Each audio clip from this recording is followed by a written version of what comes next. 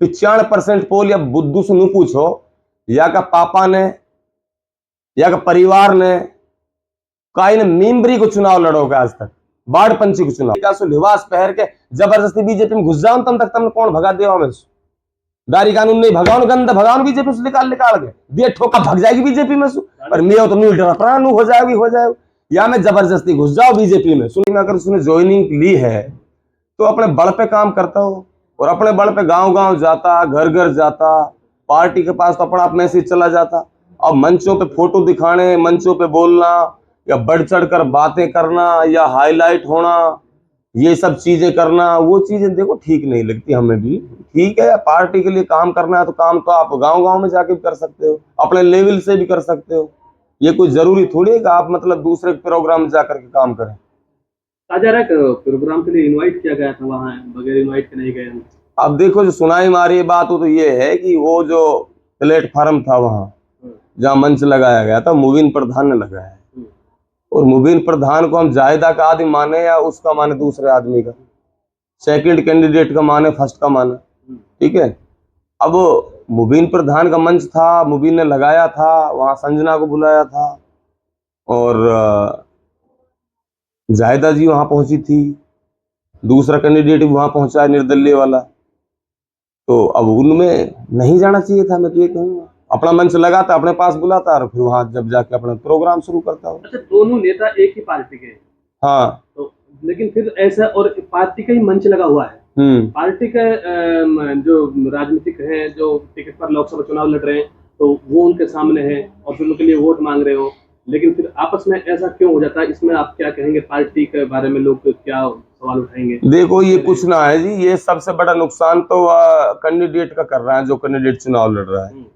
और पार्टी जो है ना, ये पार्टी में सही बात ये भी है कि जो कांग्रेस पार्टी है, कांग्रेस पार्टी बिल्कुल बह चुकी है अब। सच्चाई तो ये है, क्योंकि यहाँ में देखो गूंगा, बहरा, आंधा, काना, खोड़ा है, सारो अखेड़ो बखेड़ो है जो ऊपर तक दिल्ली तक बैठो है। ये पार्टी को तो कर दो इन राम राम झपना और प्राय माल अपना, ठीक है। या को तो बिस्तर बांध दो पार्टी के लिए, उंगल गुंगल सरेट ले रखा है पार्टी में। मतलब एक बात बताओ आप भाई साहब, पार्टी वो बैठो पप्पू बनो बैठो हूँ दिल्ली में, परिवारवाद। वैसे परिवारवाद जब तक ये कांग्रेस पार्टी खत्म ना होएगा, जब तक पार्टी कैसे पनप जाएगी आप या बताओ मैं? और या को एडमिशन भी ले लियो, वाको भी ले लियो, वाको भी ले लियो। कामा विधानसभा है, अब कामा विधानसभा में 50 आदमी एडमिशन लेंगे लीडर, और 50 आदमी एमएलए की चुनाव तैयारी करेंगे। इन पे लिखवा के ले लो, मेरी गारंटी अगर ये आदमी एक भी मान जाए चुनाव लड़े भी कर। पार्टी को आदमी वो रहता है, पार्टी के लिए किसी को टिकट दे दिया, समर्थन दे दिया, हाँ भाई मैं तेरे साथ काम करूंगा, सहमति नहीं इनमें, गारंटी ले लो ना आप इन पर किसी से भी। इनमें से जो भी आदमी इस पार्टी में भगा डोल रहा है, ये आदमी सहमति ले लो आप। भाई टिकट नहीं दिया गया, सबके लिए टिकट मिलेगा नहीं, टिकट तो एक आदमी के लिए मिलेगा कि सबके लिए मिलेगा? आप बताओ, टिकट जिसके लिए नहीं मिलेगा वो भी चुनाव लड़ेगा। बात यह कि एक समझदार तो दुश्मनी बढ़िया रहता है और अनसमझ दोस्त भी बुरा रहता है, ठीक है। ये अनसमझ दोस्त था, और अनसमझ दोस्त की और ऐसे पार्टी में लत्ता को मेल ना रह गए। लेकिन हम तो नुकासुरा और लठ बजाओ पार्टी में, और जूत बजाओ भाई, गलत तो ना भाई। हम तो आज भी बीजेपी कांग्रेस पार्टी में लोगों ना है हमारो, कल भी ना है। हम तो बीजेपी के ना बने, जब भी बीजेपी के बनाएंगे हम तो आदमी। चीज ये कि जहां एक कैंडिडेट विकसित हो, विचार अच्छे हो, उनके अंदर मजबूत और महत्वपूर्ण समझ हो, उस कैंडिडेट को चुन लेना, चाहे वो किसी भी पार्टी से हो, तो कहीं कोई गुनाह की बात नहीं है, ठीक है। विचार कैंडिडेट के अच्छे होने चाहिए। जहां विचारों की लड़ाई है, जनता के हित में विचार चलेंगे, जनता के हित में विकास चलेगा, जनता के लिए मुद्दों की लड़ाई होगी, जनता के लिए हमें काम करने होंगे। हवाई फायर करने से काम नहीं चलता। अब ये लोग कह रहे हैं कि भाई जो 90% 95% पोल करेगा उसके लिए 21,000 रुपये मिलेंगे।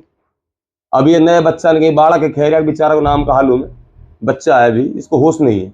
95% पोल या बुद्धू से नहीं पूछो, या का पापा ने या का परिवार ने काई ने मेम्बरी को चुनाव लड़ोगे आज तक, बाढ़ पंची को चुनाव। भाई इसको पता तो जब लगता है कि लोकसभा में कितना परसेंटेज पोल होता है, एमएलए में कितना परसेंट पोल होता है, और सरपंच में कितना परसेंट होता है, जो बाढ़ पंची को चुनाव जो आदमी ना लड़ो और वो आदमी 95% प्लस वोटिंग होगी तो 21,000 रुपए के इनाम बोल रहा है। अरे बावड़ा भाई, लोकसभा में तो 60 से 65 से 70% आज तक ना हुई और रिकॉर्ड है। एमएलए के चुनाव पूरी ताकत लगा दें, कहीं कहीं 80-82% चुनाव जब कोई बूथ होता है जब बिल्कुल पूरी ताकत लगाते थे लोग बाग। सरपंच के चुनाव 90 पार ना करे, लेकिन वो बात बोलनी इन लोगों को कि जो बात पार पड़ने वाली है नहीं और जेब से 2 रुपए जाएगा नहीं। मतलब 1 मिनट, अरे पत्रकार रुक जा करो। मतलब आखिरकार ये इस जनता को कब तक पागल बनाने का काम करेंगे आदमी। रहा मसला बीजेपी का, भाई ऊपर से तो आदमी वोट ना दे रहे बीजेपी लोग एक तरह पे, और फिर बीजेपी की सरकार आती रुक भी ना रही ना आदमी इन पे। समझ के चलिए मेरी बात, तब बीजेपी की सरकार आती रुक भी ना रही और फिर ये बीजेपी से काम करना कभी इरादा रखें। यार ये बात कहाँ हुई। हम तो नू कह रहे टोपी मुसल्ला ले तरीका से लिबास पहन के जबरदस्ती बीजेपी में घुस जाओ, तब तक तुमने कौन भगा दिया हमें। दारी कानून नहीं भगाओ, गंद भगाओ बीजेपी से निकाल के दे ठोकर दे लाभ जो गंद दिखवाए दे घुसा भगे कि ना भगे, इस गंदा आप भग जाएगी बीजेपी में से। पर मैं तो नहीं डरा हो जाएगी या मैं जबरदस्ती घुस जाओ बीजेपी में। सुन ले मेरी बात, अरे पत्रकार बात सुन ले, या मैं जबरदस्ती घुस जाओ और डिब्बा दारी कान ठोक भर दियो बीजेपी का, और फिर बीजेपी को आदमी कुछ कहे ना कार्यालय पे दियो दे घोषा दे ला। यार तो समझे ही ना बात है, वोट भी ना दे रहे बीजेपी लू और बीजेपी पे ताना भी कस रहा हो। फलान ढिकान राजस्थान में विधानसभा चुनाव खुदा का बंदा जरा फराव नहीं बीजेपी वोट देना। लोकसभा का टिकट बंटवारे सिर्फ एक मुसलमान को टिकट जाए बीजेपी ने केरल में दिया, और विधानसभा में तो पूरी 200 सीट राजस्थान में एक भी टिकट नहीं मुसलमान को नहीं दिया। अगर तुम वोटन ढंग से देने लग जाओ नहीं लो इन वोटन टिकट हम गिरवान पकड़ लिया इन पर और बोल वोटन तुम दे हुआ दे कहां रहा वोट। बीजेपी में अगर नू कह दी बीजेपी ने हम तो हिंदुवाद चुनाव लड़ रहा तो फिर तुम लोग नहीं मुसलमानवाद पा जाओगा। आप एक बात बताओ, अगर आप हॉस्पिटल में जाते हो इस देश के अंदर, ढंग से समझिए मेरी बात, तुम एक पत्रकार महोदय आप थोड़ा सा साइलेंट रहो। आप किसी हॉस्पिटल में जाते हो तो सच बताना ईमानदारी से हिंदू ज्यादा पाते हैं मुसलमान ज्यादा पाते हैं? आप कर्मचारी डॉक्टर अधिकारी हिंदू ज्यादा पाते हैं। अगर शोरूम में फॉर्च्यूनर गाड़ी खरीदने गए या कोई सी भी गाड़ी खरीदने गए, आप कोई सी भी कंपनी की गाड़ी लेने गए, हिंदू ज्यादा कार्यकर्ता मिलेंगे या वहां पे आपको अटेंड करने वाले या फिर मुसलमान? हिंदू ज्यादा, ठीक है।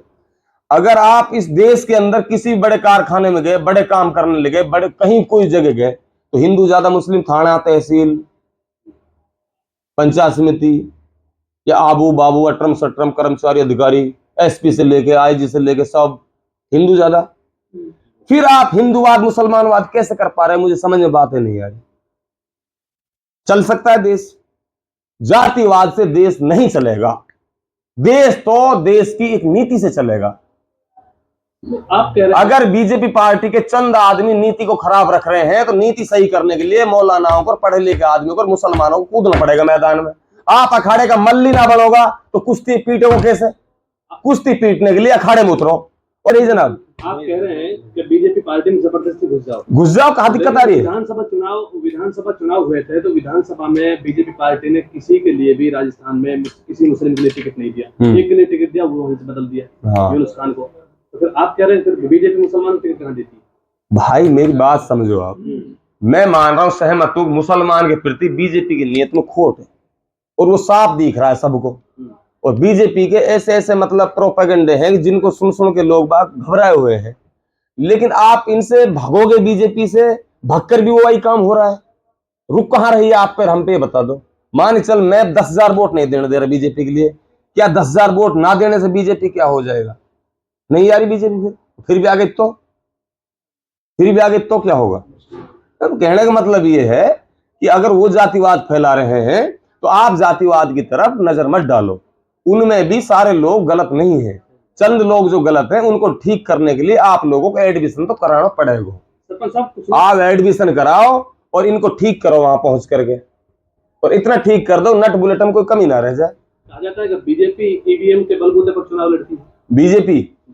बीजेपी ईवीएम के बल पर लड़ती है। अब ये चीज तो भाई साहब मैं तो कैसे प्रैक्टिकल आपको बताऊं कि मैंने क्या देखा है क्या नहीं देखा है। अब मैं तो नहीं कह सकता ये बात। सुप्रीम कोर्ट के वकीलों ने भी इस पर आंदोलन किया है। अब देखो सुप्रीम कोर्ट से प्रूफ ना कोई चीज को हमारे पास, तो हम क्यों कह सकते हैं किसी के बारे में।